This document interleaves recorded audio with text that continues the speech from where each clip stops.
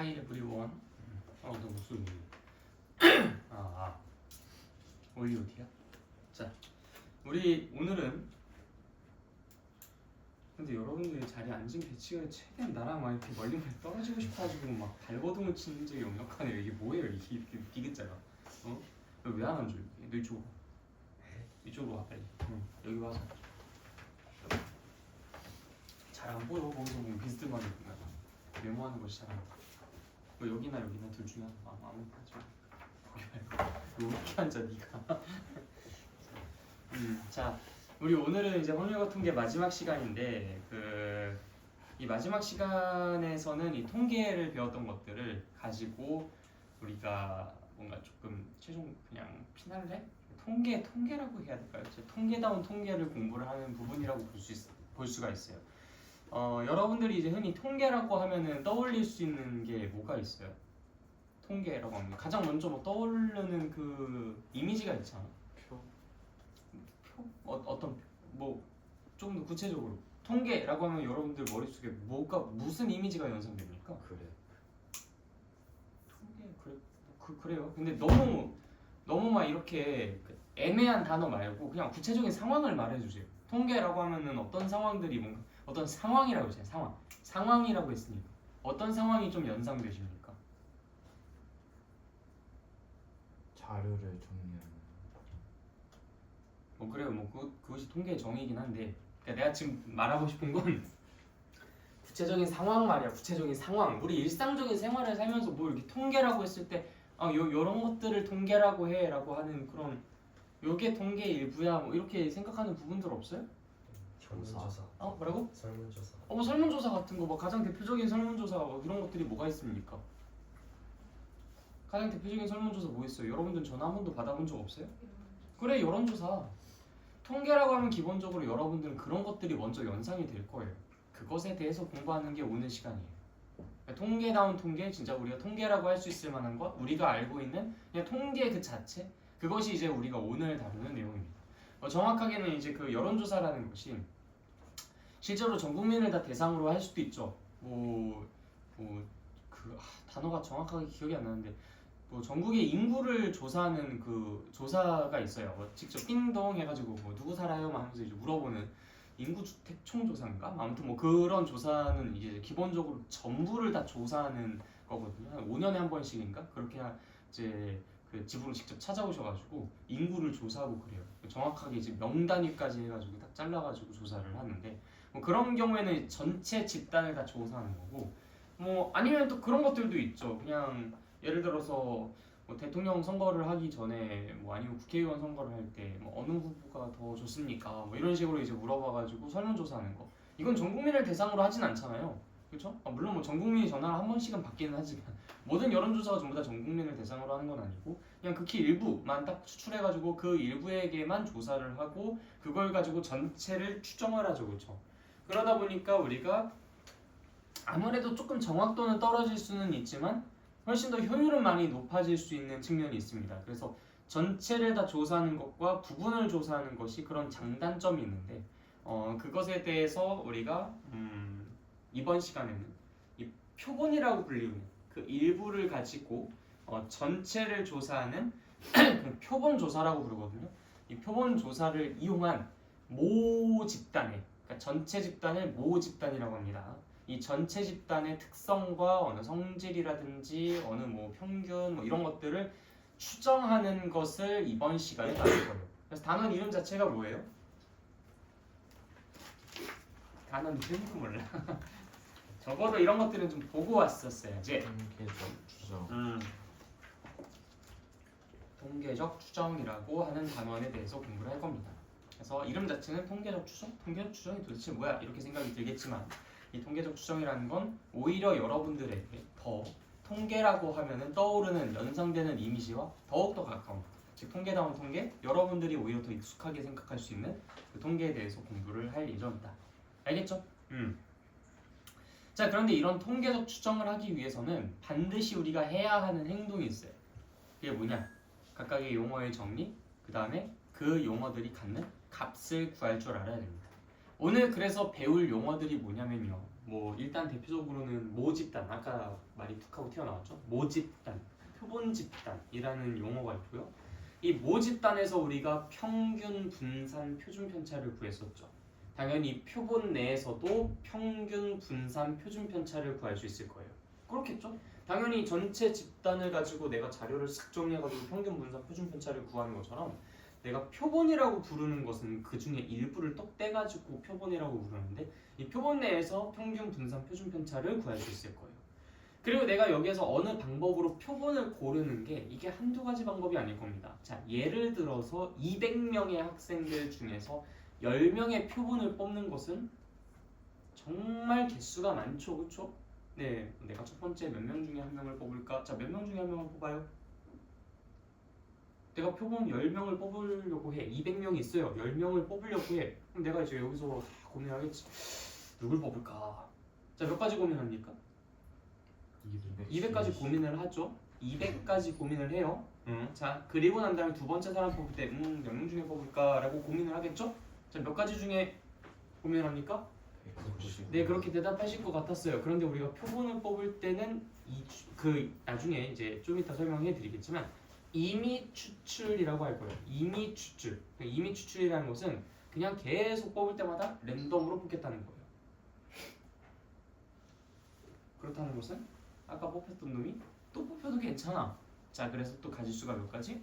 200까지, 또 200까지, 200까지. 200의 10제곱만 해주시면 돼요. 그럼 그만큼의 표본이 생성이 됩니다. 자, 개수가 어마무시하게 많죠. 어쨌든 그 많은 녀석들의 평균을 구할 수 있고 그들의 분산을 구할 수 있고 그들의 표준 편차를 구할 수 있죠.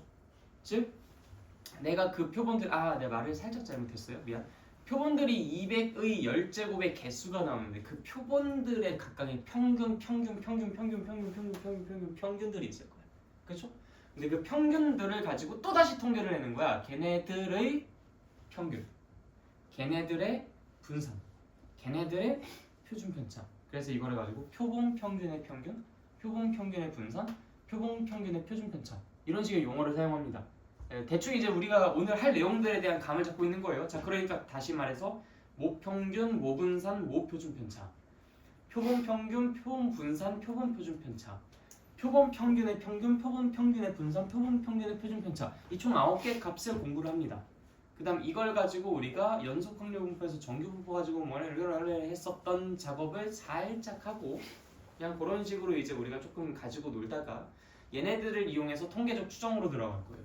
그게 이제 모 집단을 표본을 가지고 모 평균의 추정을 할 때 이 표본이 어떻게 활용되고 이용이 되는지에 대한 이야기를 하는 걸로 끝으로 마무리가 되고요.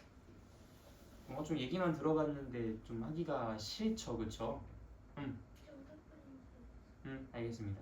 네, 아무튼 그래서 이제 우리가 오늘 이런 작업들을 거쳐갈 것이다. 잠시만요.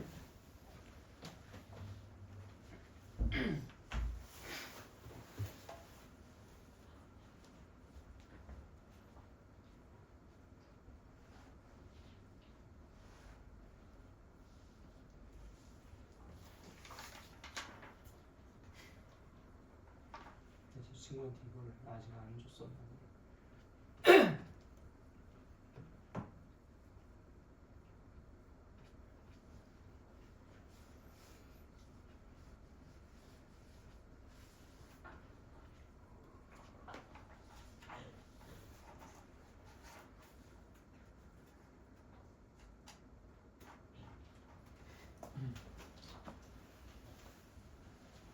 자, 그러면은 이제 앞에서부터 천천히 한번 보도록 합시다. 역시 바이블의 내용을 좀 따라가면서 여러분들이 이따가 살펴보실 때 그 좀 참고하실 부분들에 대해서 좀 해설을 해나가면서 이야기를 하도록 할게요. 자, 일단 모집단과 표본이라고 되어 있는 부분부터 보도록 하겠습니다.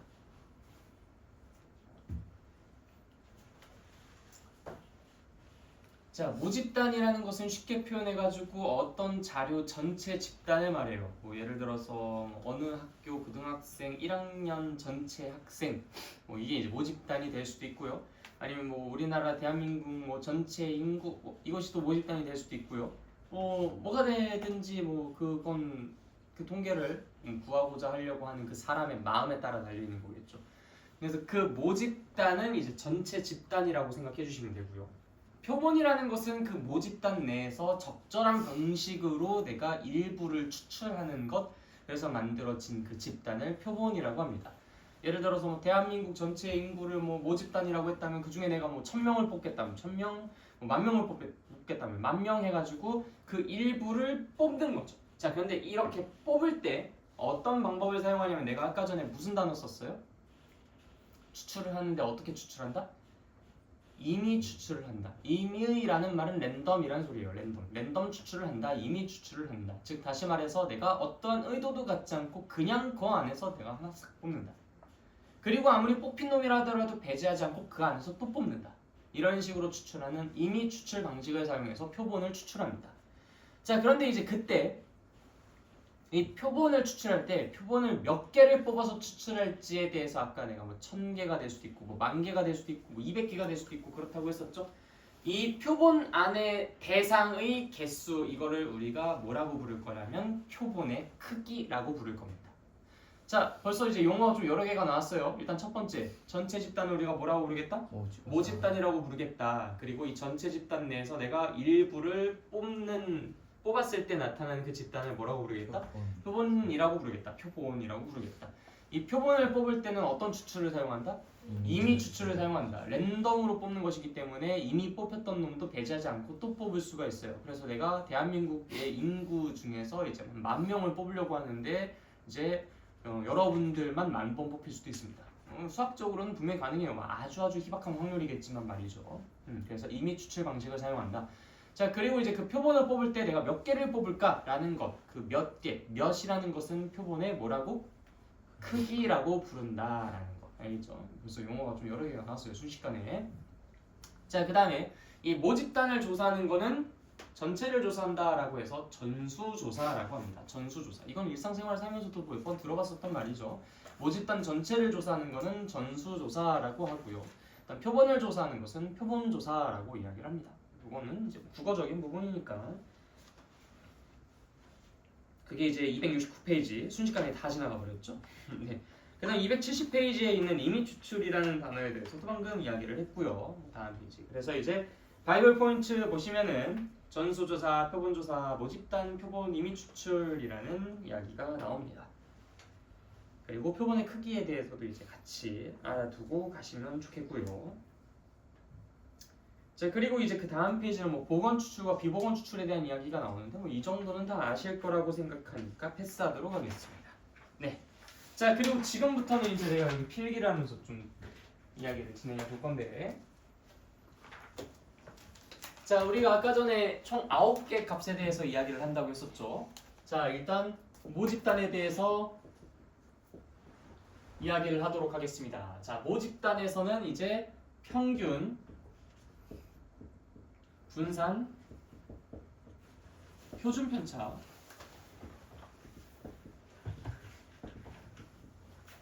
그런 것들을 살짝 띄고 해야 되겠다. 표로 정리를 해주시면 편해요. 자, 이 모집단 자리가 있고요, 표본 자리가 있고요, 표본 평균 자리가 있을 거예요. 자, 그래서 모집단, 표본,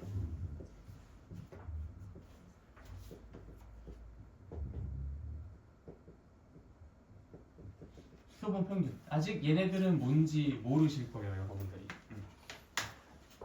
여기에 대한 깔쌈하게 정리하고 여러분들이 잘 외워두기만 하면 돼요. 뭐 그렇게 크게 어렵지는 않으실 거예요. 자, 근데 이 9개의 값을 다 외우실 필요는 없어요. 왜냐면 여러분들이 이미 3개를 알고 있거든요. 그쵸?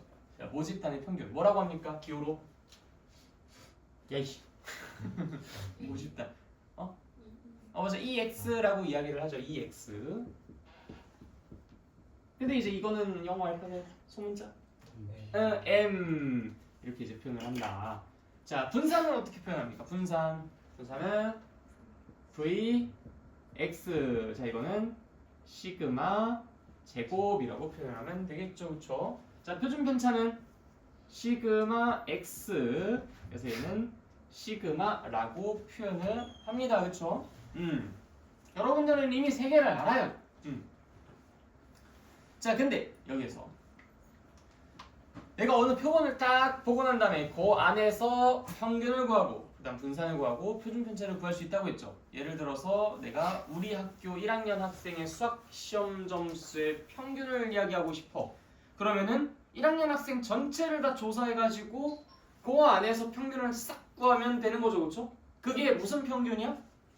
그게 무슨 평균이야? 내가 우리 학교 1학년 학생의 수학 시험 점수의 평균을 조사하고 싶어. 그래서 싹 다 더해가지고 걔네들을 평균 냈어. 이거 무슨 평균 구한 거야? 이거 모 평균 구한 거야. 이 모 집단의 평균을 구한 거잖아. 전체 집단의 평균을 구한 거죠, 그렇죠? 이건 모 평균이야. 자, 그런데 내가 그럴 새가 없어. 그래서 그냥 그 200명이라고 했죠? 네, 200명 그 명단을 보고서 그냥 대충 한 20명 딱 고른 거야. 뭐 요놈 해가지고 그냥 사사사사사사 랜덤하게 골랐어. 그 20명 가지고 평균을 싹 낸 거야. 자, 그럼 이거는 무슨 평균을 구한 거야? 이건 표본 평균을 구한 거야. 근데 여기에서 이 표본과 모나 전부 다 모 집단이나 평균을 구하는 방식은 동일합니다. 그냥 다 더하고서 싸그리 다 더하고 나누기 삐리리 해주시면 돼요. 알겠죠? 네, 싸그리 다 더하고 나누기 삐리리 해주시면 됩니다. 그 계산 방법은 굳이 쓰지는 않을게요. 자, 그런데 이제 얘의 평균을 쓰는 기호가 있어요. 우리가 여기서 m이라고 쓴 거는요. 보통 이제 우리가 m, 뭐 a, b, c, p 뭐 이런 것들은 변순위 아니면 상순위 보통 뭐 x, y, z, t 뭐 이런 것들은 변수, 그렇죠? 뭐 i, j 뭐 이런 것들도 약간 좀 그 변수 쪽의 그 뉘앙스를 갖고 있죠. 근데 a, b, c, d 그다음에 뭐 s, 뭐 p, q, r, 뭐 k 뭐 아무튼 뭐 그런 것들 m, n 뭐 이런 것들은 약간 변수 쪽보다 상수 쪽 느낌을 갖고 있죠. 네, 그래서 이걸 m이라고 쓴 거는 평균은 모집단에서의 평균은 어떻게 되어 있기 때문에 막 변하는 값이야. 이거는 그냥 고정된 값이야. 상수이기 때문에 우리가 이런 식으로 표현을 한단 말이야. 그러니까 이 표본은 한번 생각해 보세요. 전 표본도 내가 어떤 표본을 딱 뽑아가지고 그래서 평균을 딱 구하면 걔네들은 고정된 값이잖아요. 맞아요, 당연히 내가 어떤 표본을 딱 골라가지고 평균을 구한다고 한다면은 그 값은 분명히 어느 하나의 고정된 값으로 나올 거야. 그런데 문제는 뭐냐면 이 표본들이 한두 개가 아니라는 거지. 우리가 나중에 이 표본의 평균을 가지고 통계를 낼 예정이에요. 표본의 평균을 가지고 통계를 낼 예정이야. 그러니까 내가 어느 고정된 상수로 쓰기보다는 변수 취급을 해서 써주려고 합니다. 마치 우리 예전에 그 확률 분포를 공부할 때 확률 변수 라지 x 해가지고 놓았듯이 그 x를 가지고 통계를 내고자 하기 때문에 이제 변수 취급해서 라지 x라고 쓰고 했었잖아. 그래서 이 표본 평균이라는 것도 우리가 어떻게 쓰겠다고 약속을 하냐면 약간 좀 뜬금없을 수도 있어요. x바라고 쓰기로 약속합니다. x바. 이 x바를 구하는 방식은 동일해요. 일반 평균 구하는 방법과 완전히 동일합니다. 하나하나의 표본 내에서 평균을 구하는 방법은 그냥 전부 다 더한 다음에 나누기 삐리리 하면 돼요. 요즘에? 그렇게 하면 졸려져.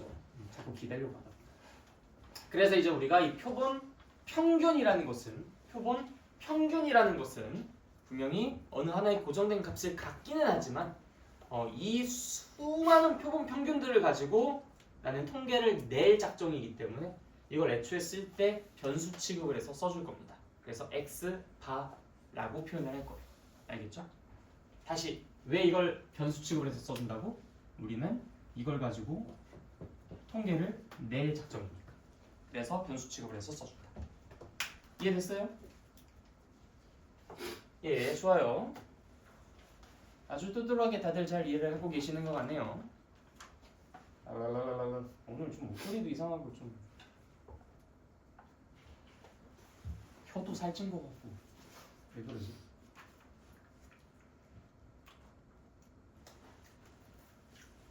발음이 잘 안 돼. 이따가 피읍 발음 많이 하는 표본 평균 표준 편차. 표본 평균 표준 편차. 잘 들리나요? 뭔가 좀 딕션 괜찮아요? 표본 평균 표준 편차. 아, 네, 그래요. 아는 게. 자, 표본 분산에 대해서 이야기해 봅시다. 표본 분산. 자, 표본 분산을 구하는 방법은요. 모집단에서 분산을 구하는 방법과는 달라요. 왜? 좀 당황스럽죠, 그렇죠? 자, 모집단에서 분산 구할 때는 여러분들 어떻게 합니까? 네, 아마 그렇게도 할 수는 있지만 가장 기본적으로는 편차의 제곱을 평균 낸 게 분산이에요. 그쵸? 편차의 제곱을 평균 낸 게 분산입니다. 맞죠? 네, 그래요. 자, 그런데 편차의 제곱을 평균 낸다라는 것은 결국 계산 과정으로 봤을 때는 어떻게 되는 거냐면 편차의 제곱들을 다 구해요. 머릿속으로 상상해요. 그 식의 이미지를. 편차의 제곱들을 다 구한 다음에 그들을 다 어떻게 해요? 말해줘야지 자꾸. 자, 편차의 제곱들을 다 구해요. 그들을 다 어떻게 해요? 자료가 나눠. 다 더 어떻게 해요? 더해요. 일단 더하기부터 해야죠. 걔네들 그냥 냅다 나눠버리면 어떡해? 자, 일단 편차의 제곱들을 다 구했어. 다 더했어. 그 다음에 뭘 했어? 뭐로 나눴는데? 자료의 개수. 그게 얼마야? 우리가 보통 자료의 개수는 n이라고 표현해서 n으로 나눴었죠. 그쵸? 그래서 n분의 편차의 제곱의 총합이었어. 그게 이 모집단의 분산을 구하는 방법이었죠. 자, 얘네들은 그 중에 딱 하나만 달라요. 당연히 그 표본의 분산을 구하고자 한다면 이 표본 내에 있는 자료들을 가지고 평균을 구해야 되고 자료에서 평균 빼고 자료에서 평균 빼고 자료에서 평균 빼가지고 전부 다 편차들을 구한다. 싹 다 제곱하고 그들을 다 더해서 나누기 n 해줘야 돼. 이게 당연한 루틴이에요. 그치? 당연히 이 길 따라서 가줘야 돼. 그런데 여기서 마지막 딱 하나만 달라. n으로 나눠주지 않고 n-1로 나눠줄 겁니다. n-1로 나눠줄 거예요. 자, 다시 내가 이 표본의 분산을 구할 때 요거 기호로는 s제곱이라고 씁니다. 당연히 그럼 표준 편차는 s라고 쓰겠죠? 이 s를 구하는 방법은 s제곱을 구하는 방법은 우리가 편차의 제곱들을 싹 다 더한 다음에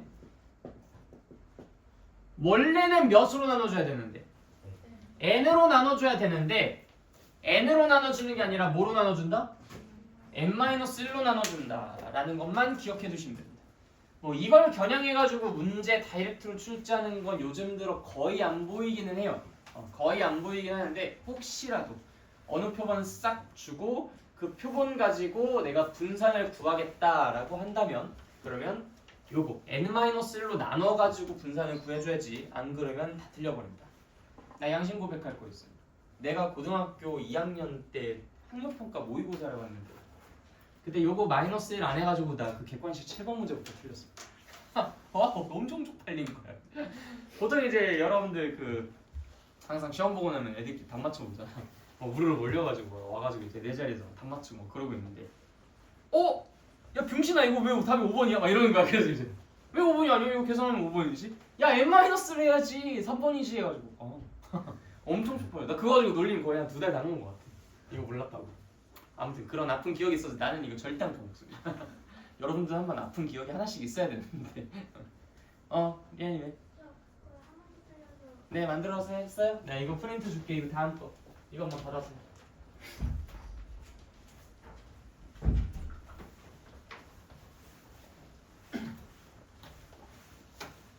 여기 와서 우간다 친구들한테 인사를. 여기 우간다 친구. 아니 얘 친구 말고 왜 쟤를 봐? 쟤 말고 영상 찍고 있잖아. 자 여기 내 팬들 중에서 우간다 친구가 있을 수도 있거든. 155명. 155명 중에 한 명은 있지 않을까? 아닌가 없나? 자 어쨌든 자 그래서 우리가 이제 s제곱을 구할 때는 자 n-1을 사용한다. 근데 이 중에서 내가 아까 이런 말을 했어요. 근데 여러분들이 표본 분산을 구할 리는 거의 없어요. 구하라고 시키지도 사실상 않을 겁니다 라고 이야기했죠.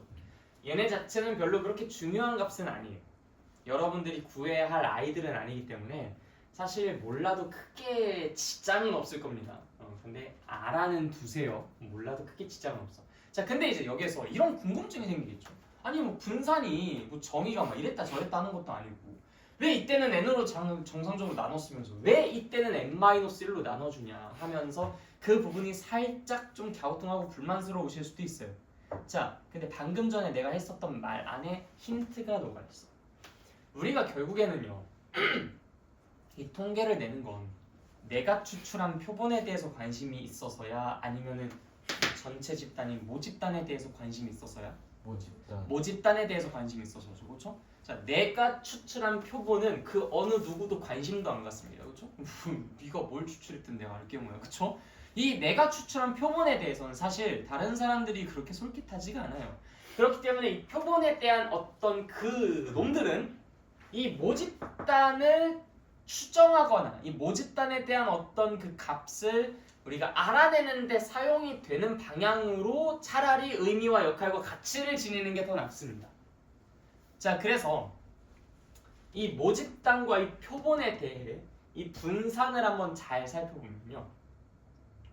실제로 이 S제곱을 나누기 n을 해서 구하는 것보단 나누기 n-1을 해서 구하는 것이 보편적으로 훨씬 더 이 모집단의 분산과 값이 훨씬 더 근사하다라고 알려져 있어요. 자, 다시 이 표본의 분산을 구할 때 그냥 내가 고집 부리면서 n으로 나누는 것보단 n-1로 나누는 것이 훨씬 더 이 모집단의 분산과 값이 비슷하다고 합니다. 그렇기 때문에 내가 이 모집단이 너무나 많아서 평균조차 구하지 못하는 상황에서는 분산을 도대체 어떻게 구하겠어요? 그쵸?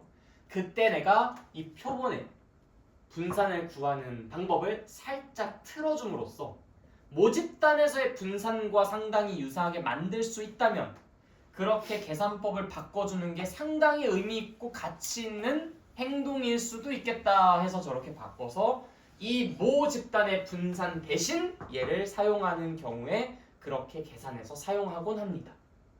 무슨 말인지 알겠죠? 네, 그래요. 그러니까 이제 그렇게까지만 이해하시면 돼요. 왜 마이너스 1로 넣는 거예요? 모집단의 분산과 최대한 비슷하게 만들어주고 싶어서. 왜 그런데요? 나도 몰라요. 그건 여러분들이 아마 통계학과 한 대학교 가서 4학년이 되어도 배우실라나 모르겠다. 그 자세한 얘기는. 아무튼 우리가 통계에서 배우는 것이 굉장히 얕기 때문에 나도 모르는 부분들이 상당히 많습니다. 증명할 수 없는 부분도 많고요. 그래서 그렇게 알려져 있다라고만 말씀을 드릴게요. 알려져 있다. 다 이해되시죠? 궁금하신 부분 없나요? 네. 자, 그러면 이제 이거 표본 평균의 평균을 보도록 합시다. 표본 평균의 평균이에요. 표본 평균 아니야. 표본 평균의 평균이야. 알겠죠? X반은 여러 개가 존재할 수 있다고 했죠. 야, 200명 중에서 100명만 뽑아도 200의 100제곱이야. 100명은 왜 뽑아? 한 10명, 20명 정도 좀 100명은 거의 뭐 전체 집단이잖아. 자, 200명 중에서 내가 10명만 뽑아도 200의 10제곱이야. 200의 10제곱이면 일단 2의 10제곱이니까 1024에다가 그 공이 뒤에다가 그 20개 붙으면 돼요. 그렇죠? 상상조차 할 수 없는 숫자로 그 표본이 많이 생성됩니다. 그런데 이 많이 생성된 이 표본들을 가지고 내가 평균을 내거나 분산을 구하거나 표준 편차를 구했을 때 그들의 값이 무엇인지 조사해봤더니 제법 신기한 모습들이 만들어졌어요. 자, 일단 이 표본 평균들이 몇 개가 나올지는 잘 모르겠지만 일단 이 X바 뭐라고 해야 되려나? X바들 자, 아무튼 X바들의 평균을 한번 구해본다라고 생각해요. 그냥 이렇게 쓸게요. X바의 평균.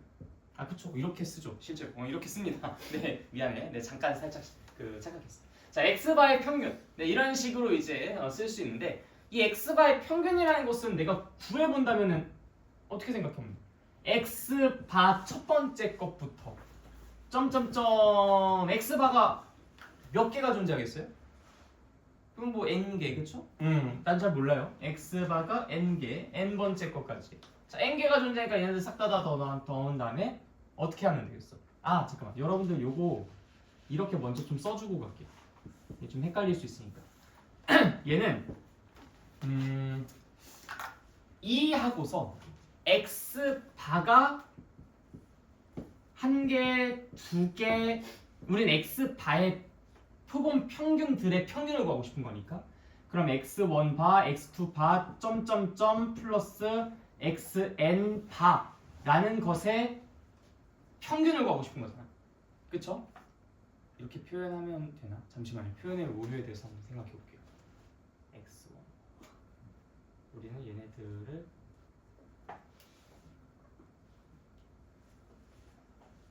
x바의 표본 평균의 평균을 구한다. 표본 평균 아니죠. 자, 우리는 지금 아씨 잠깐만 나 헷갈려. 정리를 하고 쓸게요. 잠깐만. 쓰고 나서 생각하니까 헷갈린다. x 바의 표본 평균의 평균을 구하고 싶어. 그럼 표본 평균들은 평균이니까 내가 얘네들을 하나 전부 다 더하고 그래요. 굳이 내가 여기서 그 2x 안에다가 곱평균을 쓸 이유가 없겠다. 내가 아까 전 추가를 하려고 했었던 그 행위가 오히려 더 헷갈림을 유발시켰겠네요. 자, 이 x 바라는 것을 한번 구해볼게요. 자, 그러면 x 바가 여러 개가 있었잖아, 그렇지? 그걸 이제 우리가 순서를 하나하나씩 이제 x 바 1, x 바 2, x 바 3, 점점점 x 바 n이라고 한번 놓보도록 할게요. 자, 그러면은 내가 이 x 바들의 평균이라는 것은 x 바 1부터 점점점 플러스 x 바 n까지 다 더한 다음에 그것들을 그 개수인 n으로 나눠주는 거잖아, 그치?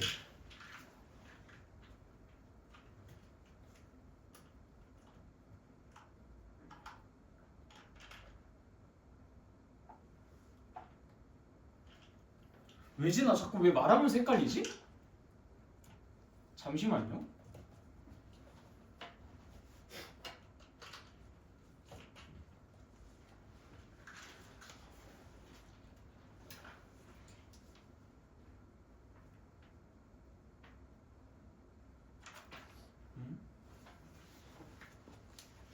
쌤도 배치 테스트 한번 써봐요. 역시 나는 지금 실시간으로 쓰고 있는 중인데. 잠시만. 뭐야? x 바의 평균을 구하고 싶어.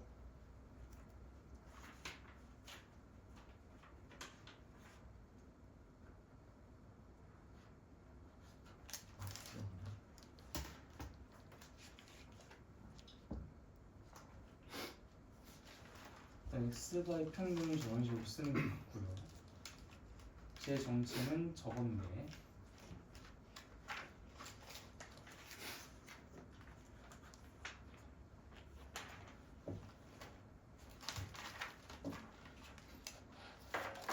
내가 바이블에서 어느 페이지에서 그 부분 봤었는데 잠깐만요.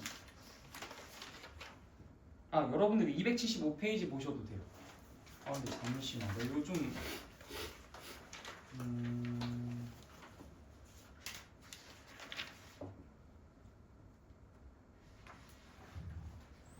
뭐지? 내가 지금 어느 부분이 헷갈리고 있는 거지? 그것조차도 지금 판단이 안 되는데. 이 x바 n분의 x 원바 표기상 저게 맞는데 저기서 왜 진행이 안 돼?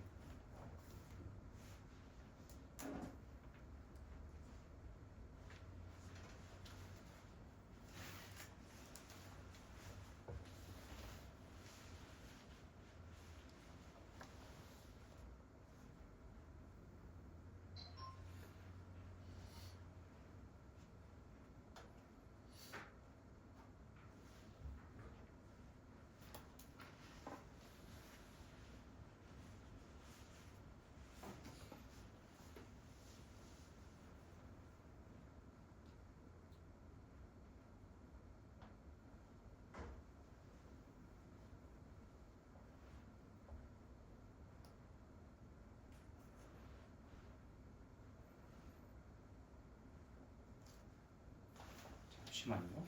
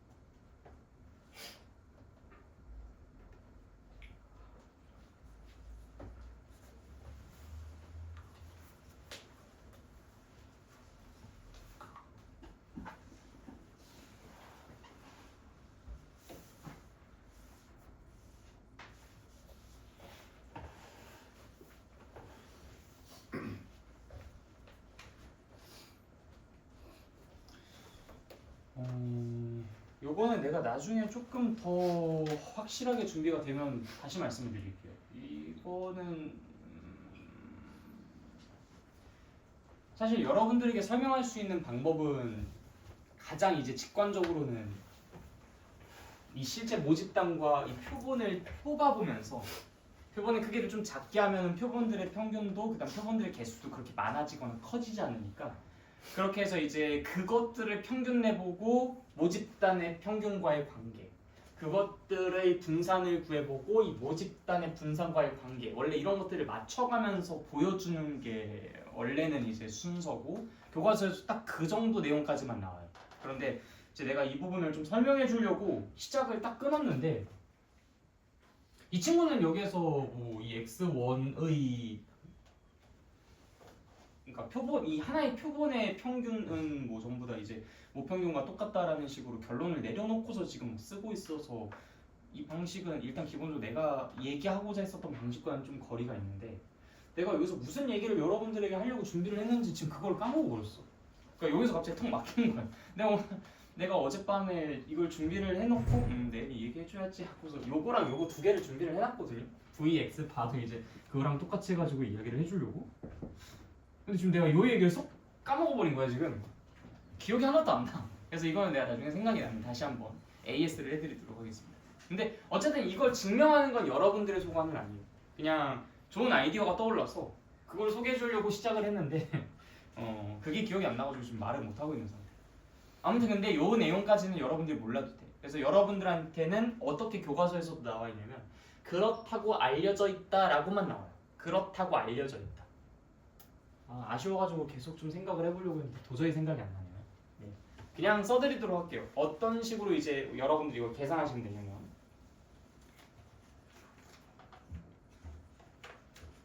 다시 말하지만 증명 불가예요. 그냥 그렇다고 알려져 있다라고만 아시면 돼요. 이 표본 평균들이라는 게 이 x 바드를 말했잖아요. x 수많은 x 바드. 그 x 바드를 가지고 평균을 낸 거예요. 자, 그때 그 평균은 뭐랑 똑같다라고 알려져 있냐면 모평균과 똑같다라고 알려져 있습니다. 그다음 그 표본 평균들의 분산을 내보면요. 아무래도 한번 생각해봐요, 여러분들. 그 모 집단이랑 표본 집단이랑 비교를 해보면 표본 평균들은 어쨌든 간에 양극단으로 떨어져 있는 애들이 굉장히 희박하겠죠. 왜냐면 표본들을 평균 낸 거니까.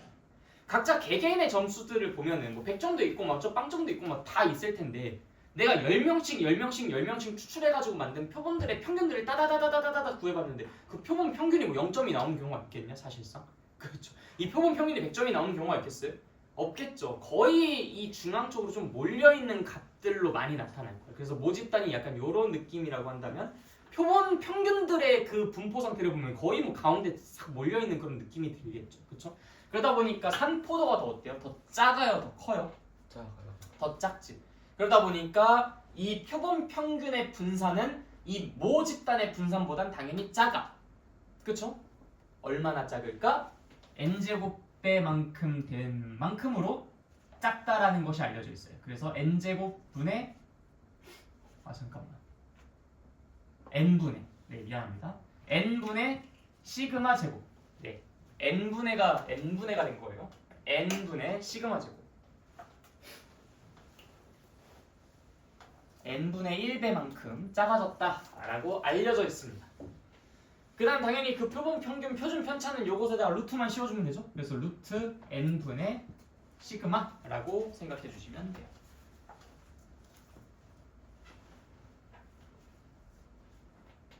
너무 아까워 저거. 좀 적어놓을 거야.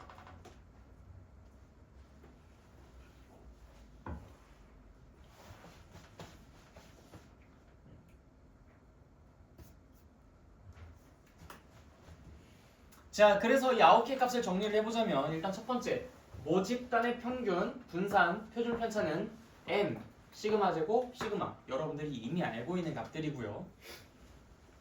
표본의 평균, x바 얘 이걸 변수 취급한다? 우린 그걸 가지고 또 뭔가를 할 거니까 그래서 변수 취급을 할 것이다. 자, 표본 분산은 어떻게 돼요? 우리가 뭐만 조심하면 돼? n으로 나눠주는 게 아니라 n-1로 나눠준다. 그것의 기호는 s제곱. 다음 표본평균 표준편차는 S라고 쓴다. 얘네들은 왜 N-1로 나눠줘가지고 계산을 한다? 뭐 때문에? 뭐 때문에? 모집단의 네, 모집단의 그들과 최대한 유사하게끔 하기 위한 조작의 결과다. 알겠죠? 자, 이 표본 평균들을 가지고 평균 낸 것은 뭐랑 똑같다? 모 평균이랑 똑같다. 그 다음에 이 표본 평균의 분산은 모 평균의 n분의 1, 표본 평균의 표준 편차는 모 평균의 루트 n분의 1, 모 표준 편차의 루트 n분의 1이랑 똑같다. 아 진짜. 와.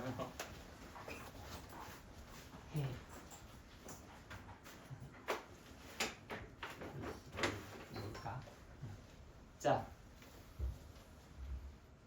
네, 9개 다 기억하셔야 됩니다. 특히 여기에서 요 아이들은 여러분들이 이번에 새로 배우는 아이들이기 때문에 꼭 좀 잘 외워두셔야 돼요. 은근히 헷갈릴 수 있는데 좀 잘 기억해 주시고요. 자, 그런데 우리가 아까 전에 이 표본 평균들은요 개수가 어마무시하게 많이 나온다고 했잖아. 그치? 개수가 어마무시하게 많이 나오면은 그들은 당연히 무엇을 따를 거라고 예상해 볼 수 있어요? 아유 얘들아, 우리 그 이산확률 분포에서도 그 이항 분포가 n의 값이 충분히 크면은 그 이항 분포를 따르는 x는 뭘 따른다고도 이야기를 할 수 있다 했었어. 그렇지, 정규 분포. 근데 이거 x 반은요 이게 한두 개가 아니에요, 여러분들. 아까 말했죠. 200개의 자료에서 내가 10개의 표본만 그 크기가 10인 표본만 뽑아도 이게 2의 10제곱 곱하기 그 0이 뒤에 뭐 20개가 오는 거니까. 그럼 1024에다가 뒤에 0 20개 붙이면 그 숫자가 상상이 돼요? 그만큼이나 많이 나오는데 그 많이 나오는 것들이 정규 분포 안 따르겠어. 그래서 여기에서 이 표본 평균이라는 i는요 정규 분포를 따릅니다. n 무엇을? m, n분의 시그마 제곱이라는 정규 분포. 이것도 n처럼 보이니 혹시? 따른다. 물결 표시예요. 표본 평균은 n, m, n분의 시그마 제곱을 따른다. 왜 따라요? 그냥 그렇게 알려져 있어요. 왜요? 숫자가 좀 크잖아. 이렇게까지만 생각하면 돼. 더 이상 여러분들한테 뭘 요구하지 않는다. 그냥 그렇대 했을 때 여러분들이 그냥 수긍하는 강아지가 되었으면 좋겠다. 라는 게 이제 이 단원에서 취하는 기본적인 스탠스입니다.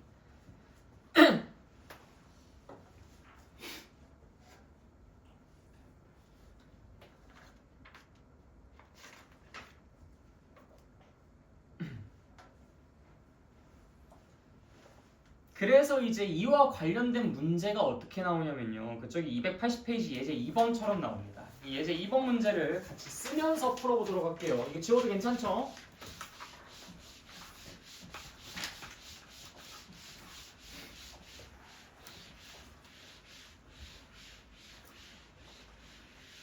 자, 여러분들이 이전까지는 뭐 이런 비슷한 문제를 그냥 눈대중으로도 풀었었지만 지금부터는 이런 문제들을 풀 때 여러분들 반드시 하셔야 할 행동들이 있어요. 뭐냐? 요 각각의 숫자들이 있죠. 이 숫자들 위에 여러분들이 정확하게 기호를 갖다가 쓰는 거야. 자, 무슨 얘기냐면 어느 제과점에서 만드는 빵 한 개의 무게는 평균이 120. 뭐라고 써야 될까? 120 위에다가 280페이지 예제 2번입니다. 그 새로운 책인 경우는 내가 어떻게 쓰지 이거? 자, 어느 제과점 빵 한 개의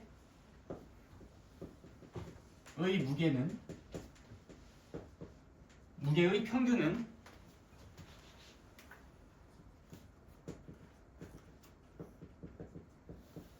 120g이라고 합니다. 이때 표준 편차가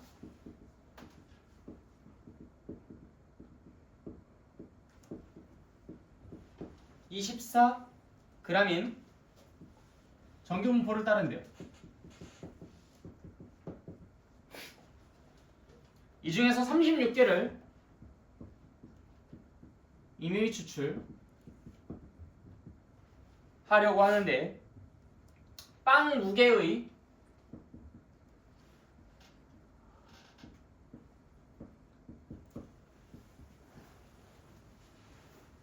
표본 평균이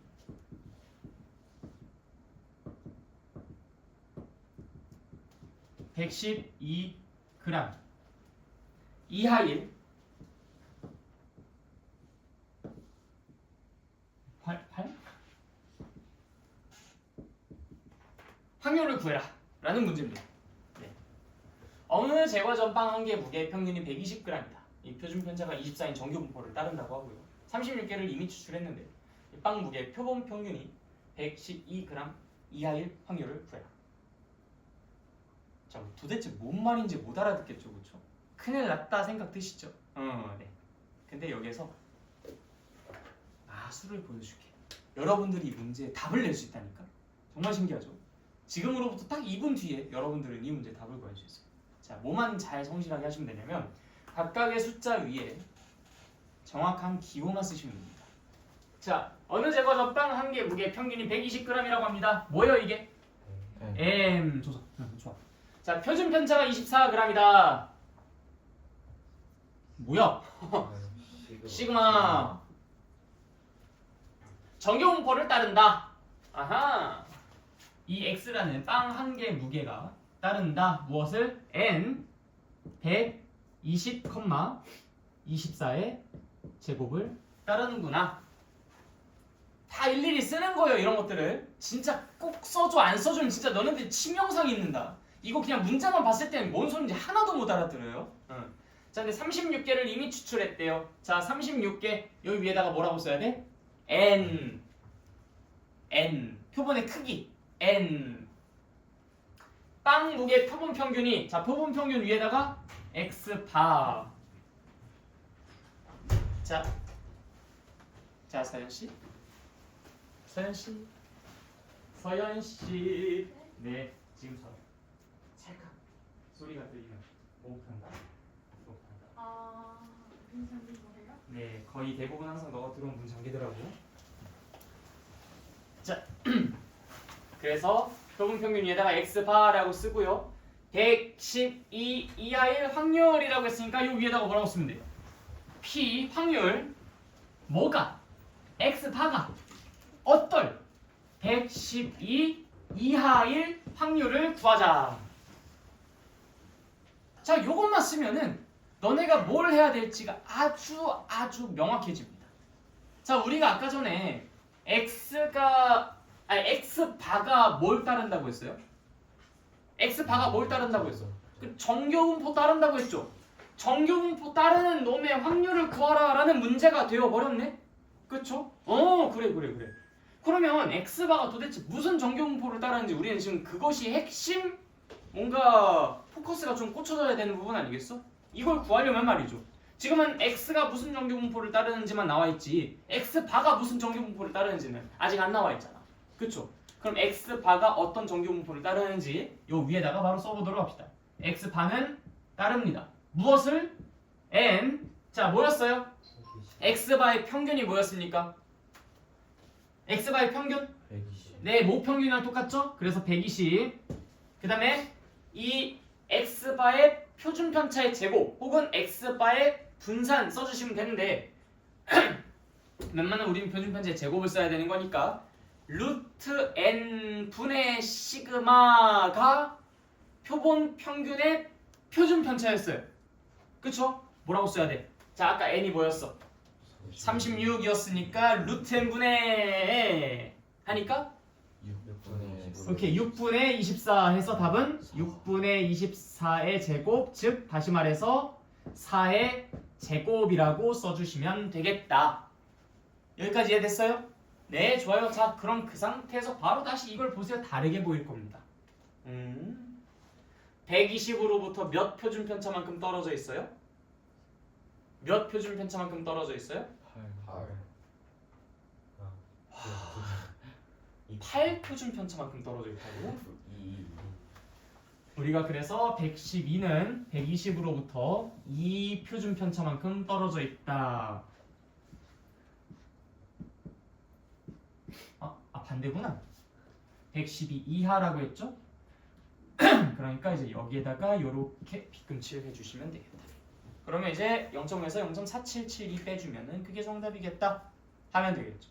자 어때요? 검은색 글자로만 봤을 땐 도대체 뭔 소리 하는지 하나도 못 알아들었지만 내가 빨간색으로만 쓴 것을 보고 바로 문제 풀 수 있잖아.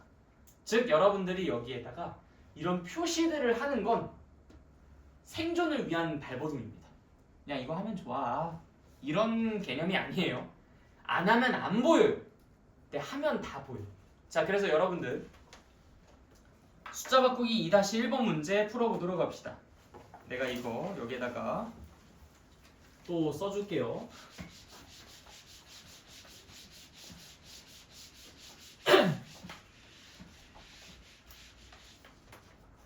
자 어느 회사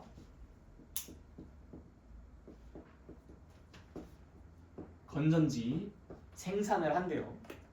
한 개 수명이 40시간이라고 합니다. 평균 40시간. 표준 편차는 15시간.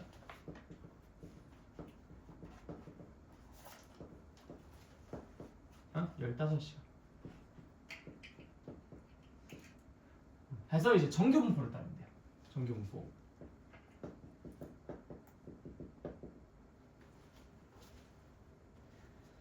이 제품 중에서 100개를 추출하는데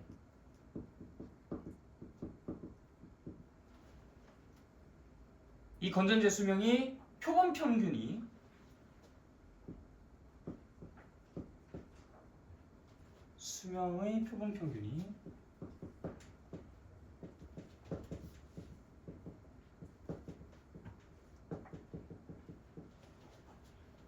43시간 이상이다.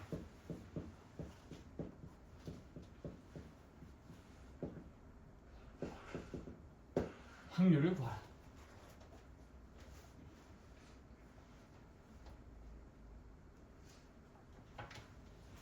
아마 너네 집에 비슷한 예제가 있을 텐데.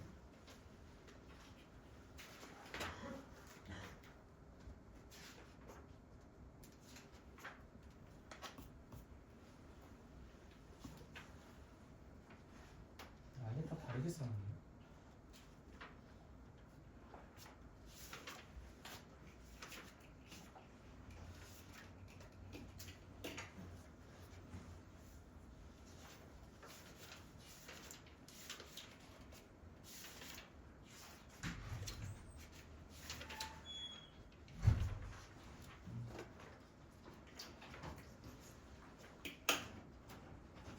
저거 풀어.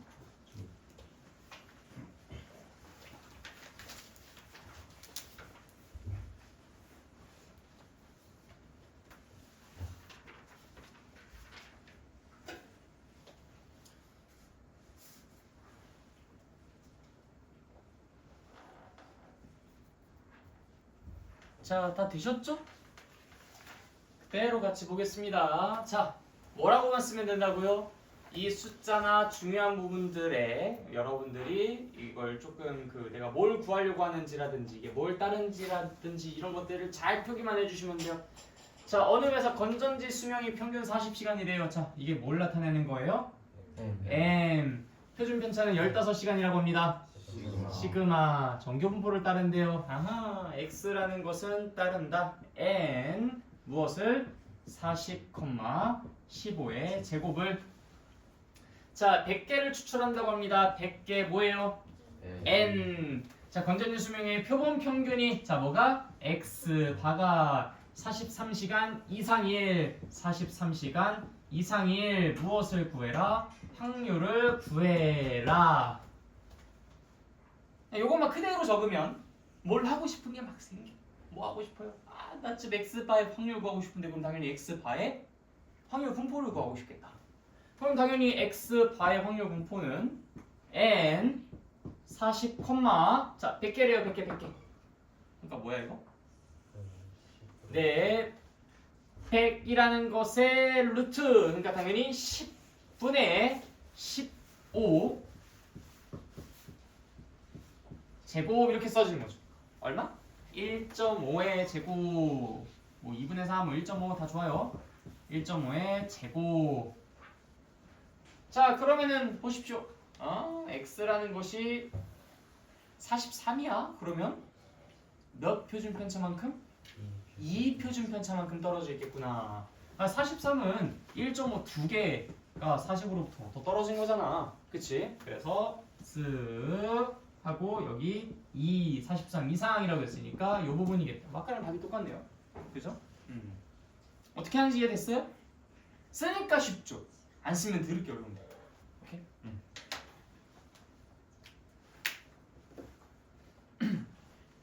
자, 넘어가겠습니다. 뭐 예제 3번 뭐 이런 것들도 다 마찬가지예요. 똑같이 풀면 됩니다.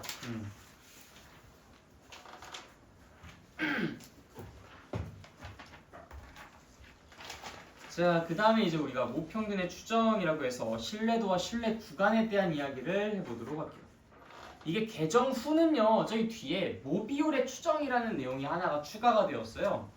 그게 모평균의 추정이라는 부분이랑 거의 그냥 상당히 흡사하니까 특별히 크게 신경 쓸 거 없이 그냥 그대로 같은 방법으로 공부해 주시면 됩니다.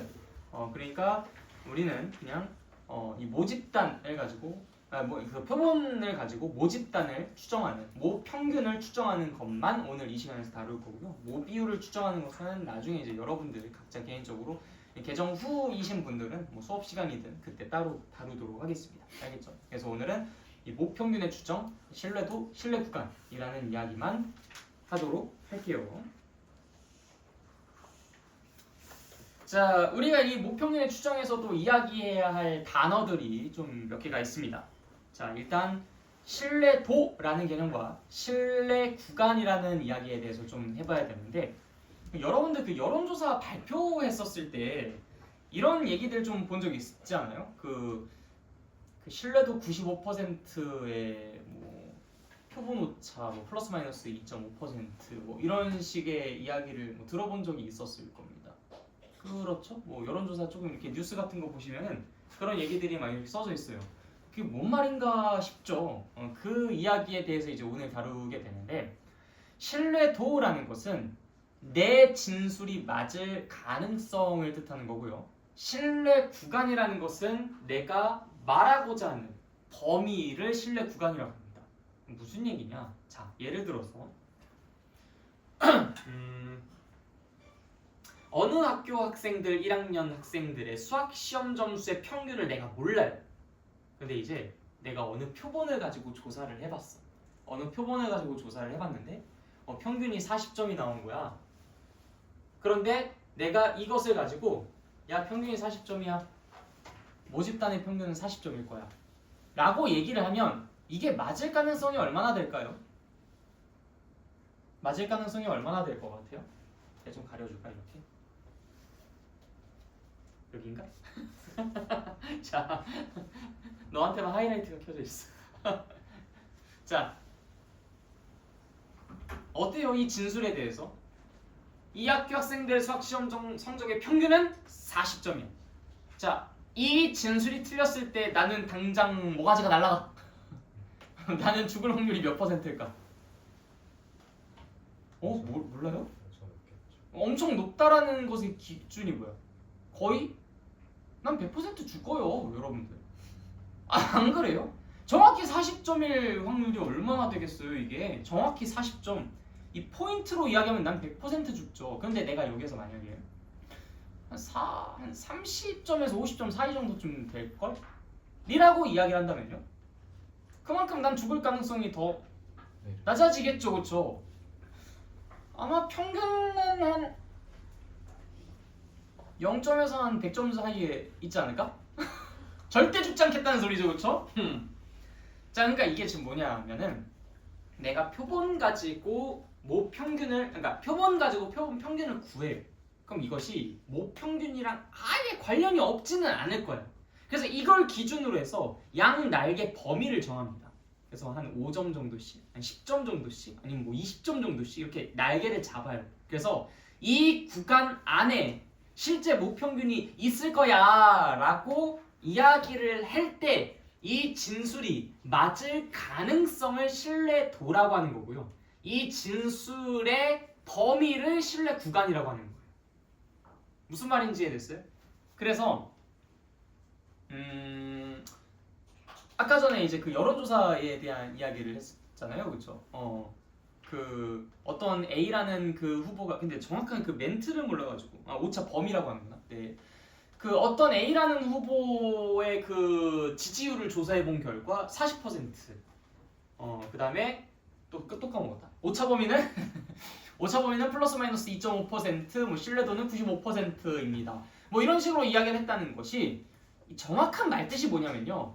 이 사람은 지지율이 40%일 거야. 아마 95% 확률로 내 말이 맞을걸? 뭐 2.5% 플러스 마이너스의 확률로 뭐 틀릴 수도 있어. 이런 말이 아니에요. 그런 말이 아니라 네, 갔다 오세요. 이 사람의 지지율은 40% 플러스 마이너스 2.5%씩에서 그 5% 구간 안에 존재할 것이라고 기대할 수 있는 확률이 95%야 라는 말입니다. 정확히 표현하자면 무슨 말인지 알겠죠? 그러니까 이 후보의 지지율은 40%입니다. 뭐 무슨 오차 범위는 플러스 마이너스 2.5%고 그다음에 신뢰도는 95%다 라는 말이 이 40%라고 때려 맞춘 이 말이 맞을 가능성이 95%라는 얘기가 아니에요. 무슨 차이인지 알겠죠? 네. 이 40%를 정확하게 때려 맞추는 것은 0%입니다. 0%. 그런데 내가 여기서 날개를 잡아서 이 구간을 잡아서 이야기를 한다면 그럼 그때는 그것이 맞을 가능성에 대해서 상당히 좀 높게 형성되게끔 말을 해줄 수 있죠. 어쨌든 42.5% 아까 내가 40%라고 했나? 37.5%부터 42.5% 사이에 실제 그 지지율이 들어가 있을 확률이 95%다. 아닐 가능성도 5%가 있어요. 뭐 실제 지지율이 70%일 수도 있어. 그럼 틀려놓고 내가 뭐라고 하면 돼? 5%에 해당했었나 보다. 이러면 되는 거긴 해. 통계가 사실 무용지물이기는 한데 그렇게 따지면 어찌됐건 간에. 그래서 이제 사람들은 기본적으로 신뢰도랑 신뢰 구간에 대한 적절한 밸런스를 잡기를 원해요. 그러니까 무슨 얘기냐? 신뢰도가 넓으면 넓을수록 신뢰 구간이 넓으면 넓을수록 신뢰도는 어떻게 돼? 높아지겠죠.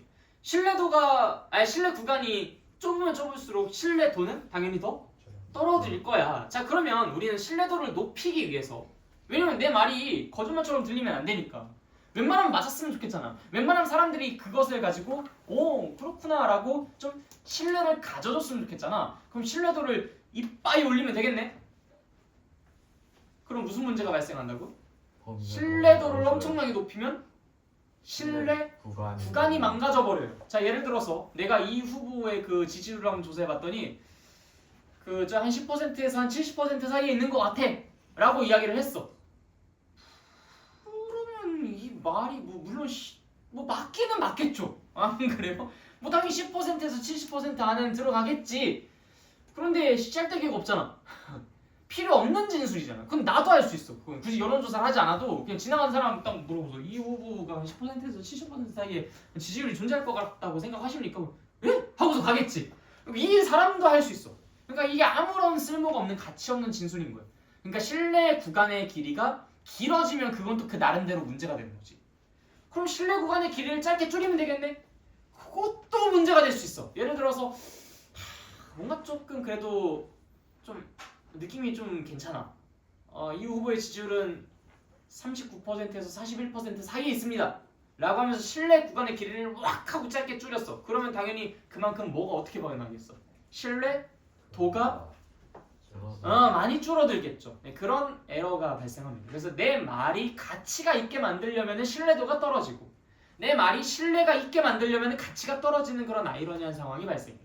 그래서 그거를 적절하게 좀 균형을 맞출 필요가 있는데 대강 여러분들 야, 내 말이 맞을 가능성이 한 95% 정도쯤 돼, 뭐 99% 정도쯤 돼 라고 이야기를 하면은 뭐 그래도 믿을만 하잖아, 그치? 뭐 아닐 수도 있겠지만요, 뭐 불운하게도 어쨌든 믿을만 하잖아. 그래서 보통 많이 사용하는 신뢰도는 95% 내지는 99%입니다.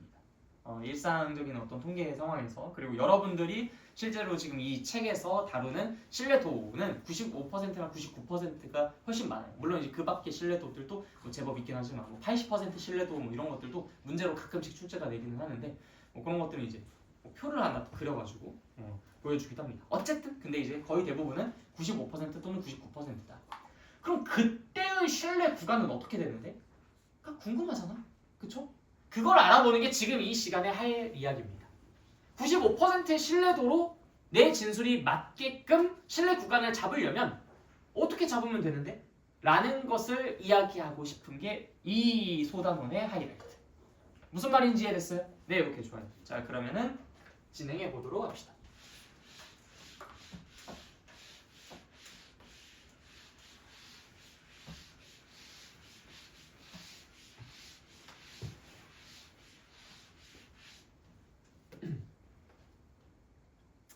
자, 하나 그림을 그려볼게요.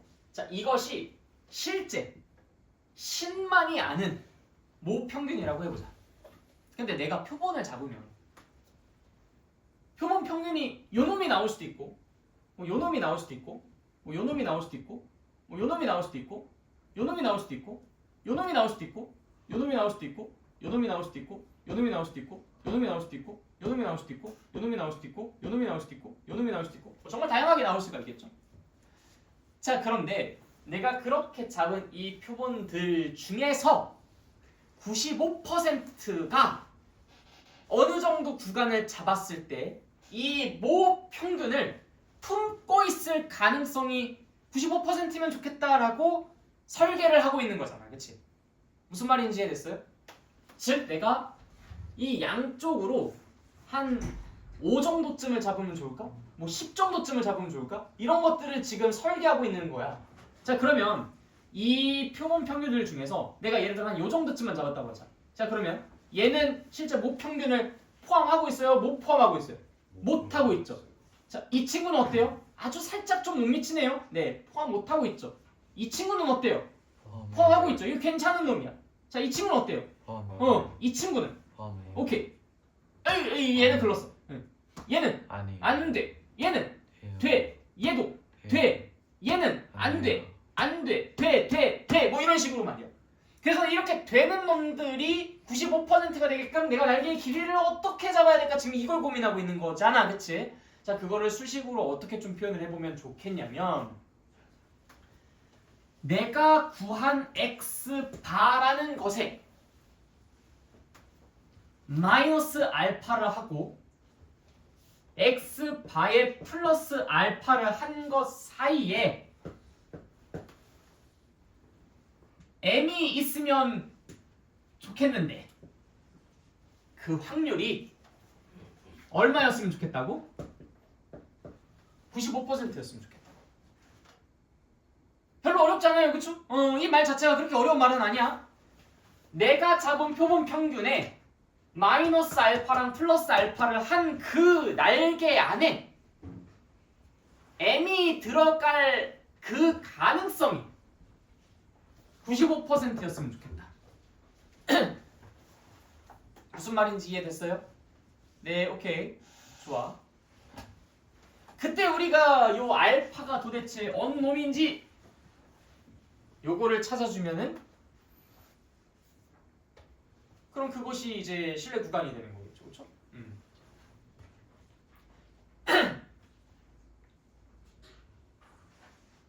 근데 여러분들이 실제로 한번 생각해 보세요.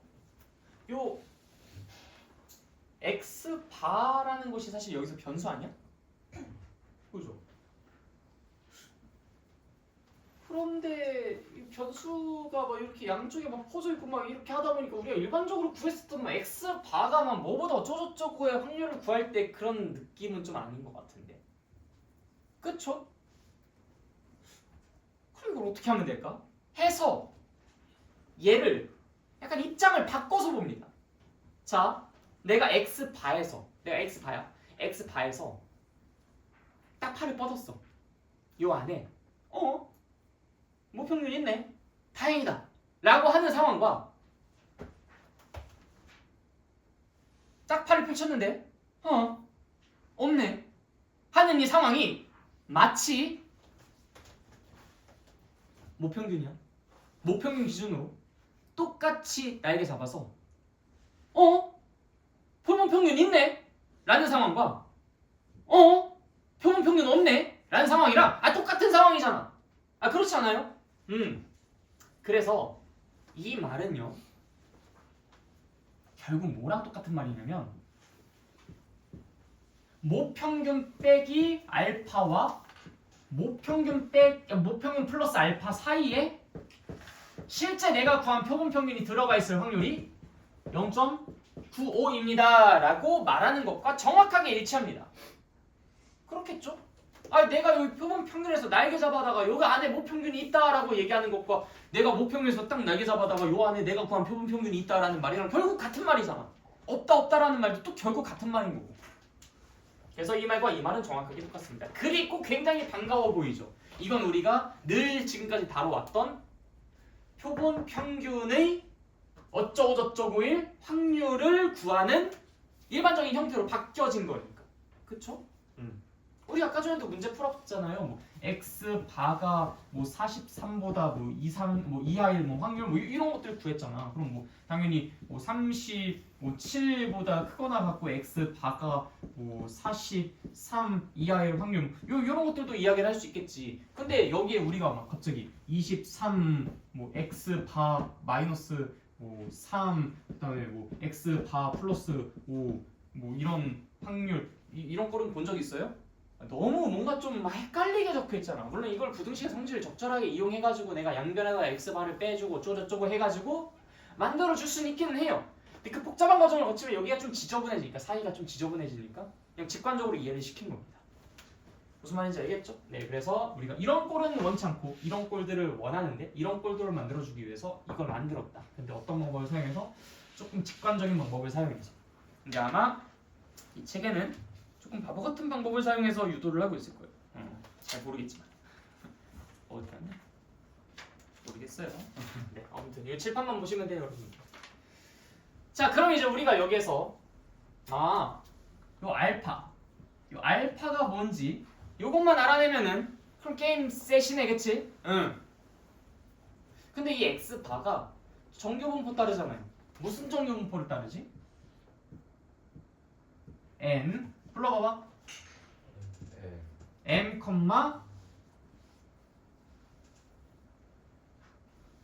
뭐야? 표본 평균의 표준 편차가 뭐였어? 표본 평균의 표준 편차. 아니 아까 우리 9개 그 칸 써가지고 했잖아. 루트 n분의 루트 n분의 시그마의 제곱. x바는 이걸 따라요. 그쵸? 자, 그런데 요거를 정교분포 곡선에서 그려보다 보면은 이 x바의 평균은 당연히 m이고요. 그쵸?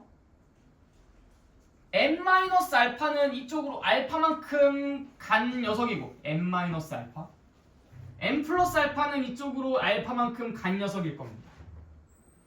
요 사이의 넓이가 0.95라는 것은 요 부분의 넓이가 0.475라는 소리일 거예요. 여러분들 뒤에 책 쫙 펼쳐가지고 0.475라는 값을 갖는 저 알파가 누군지를 찾아보십시오. 표준 편차의 몇 배만큼 떨어진 곳인지 그거를 한번 찾아보자. 어서 한번 찾아보세요. 여기 찾는 것도 자꾸 연습하셔야 됩니다. 자, 찾아. 빨리 찾아. 1.37.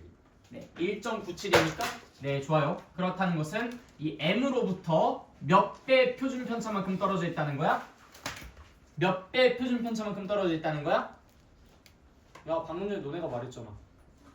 1.97, 1.96? 네, 1.96배만큼의 표준 편차만큼 떨어져 있다는 거야. 표준 편차의 1.96배만큼 떨어져 있는 거야. 즉, 이 알파의 정체가 뭐였다는 거야? 1.96의 표준 편차만큼이 떨어진 거잖아. 알파의 정체가 뭐야? 1.96 곱하기 루트 n분의 시그마였다는 거야. 무슨 말인지 이해됐어요? 오케이, 좋아. 자, 그러면 우리가 아까 전에 신뢰 구간을 얼마나 잡아야 됩니까? 라고 이야기를 했죠. 그 신뢰 구간이라는 것은 x바, 내가 구한 이 표본 평균보다 알파만큼 전, 알파만큼 후 해서 이렇게 잡은 게 이게 신뢰 구간이라고 했었어. 자, 그럼 신뢰 구간이 무엇입니까? 신뢰 구간이 얼마입니까? 라고 물어보는 이 상황에서 난 뭐라고 대답하면 돼? 95%로 추정한 신뢰 구간은 x파 마이너스 알파, 즉 x파 마이너스 1.96 곱하기 루트 n분의 시그마, x바 플러스 알파, x바 플러스 1.96 곱하기 루트 n분의 시그마 입니다 라고 이야기해 주시면 되는 거예요. 자, 그래서 최종 정리. 저기 이제 288페이지 바이블 포인트라고 되어 있는 부분, 여러분들도 이제 신뢰도 신뢰 구간 되어 있는 부분에서 이제 저기 바이블 포인트 되어 있는 부분 보시면은 신뢰도 95%의 신뢰 구간은 무엇입니까? 해서 뭐라고 적혀 있어요? 표본 평균으로부터 1.96 곱하기 루트 n분의 시그마만큼 빼진, 즉 왼쪽에 있는 것부터 그만큼 오른쪽에 있는 것까지의 구간을 신뢰 구간이라고 합니다 라고 적혀있죠. 무슨 말인지 이해됐어요? 네, 좋아요. 그러면은 99%로 추정한 거는 우리가 뭐만 불러주면 될까? 요 안에 있는 부분이 0.49 99% 나누면 얼마냐? 0.4995? 맞나? 맞죠? 0.4995 그럼 99%잖아. 그래서 그걸 읽어주면은 이제 2.58이 나올 거예요. 2.58. 그래서 내가 99%로 추정하게 되면은 x바 빼기 1.96이 아니라 2.58 곱하기 루트 n분의 시그마, 그 x바 플러스 2.58 곱하기 루트 n분의 시그마, 이런 식으로 날개를 잡으면 그게 99%로 추정. 1.96 곱하기 삐리리라고 날개를 잡으면 그것은 95%로 추정. 무슨 말인지 알겠죠? 별로 어려운 게 없어. 그래서 요 아이디어, 이 원리만 정확하게 이해를 하시면 돼요. 그래서 표본 평균으로부터 날개를 잡았을 때 모평균이 들어온다라는 건 결국 모평균으로부터 날개를 잡았을 때 표본 평균이 들어온다라는 말과 정확히 일치하니까 우리가 이 확률을 95%가 되게끔 알파를 구했었던 그 과정만 이해하시면 됩니다. 나 여기에 뭐 사이드로 뭐 신뢰 구간의 길이라고 나오는데 길이는 당연히 뭐 여기서부터 여기까지 뭐 이걸 말하는 거겠죠, 그렇죠? 그럼 당연히 2알파 아니겠어요? 요럴로 알파 갔으니까 2알파겠지. 여기다가 뭐만 곱하면 돼? 2만 곱하면 돼. 그냥 그게 신뢰 구간의 길이야. 별거 없어. 그런 것도 막 외우려고 하지 마세요. 당연한 거, 당연한 거. 네, 여기까지가 우리 확률과 통계 내용 끝입니다. 더 이상은 없어요. 네, 물론 아까 말씀드렸듯이 모비율이 있기는 하지만 모비율이라는 것은 뭐 나중에 각자 개인적으로 따로 하도록 하겠습니다. 근데 내용 자체가 완벽하게 그냥 거의 동일하기 때문에 크게 어려운 부분은 없을 거예요. 질문하실 부분 있나요? 없습니까? 네, 그럼 일단 오늘은 여기까지 하도록 할게요. 고생하셨습니다. 선생님.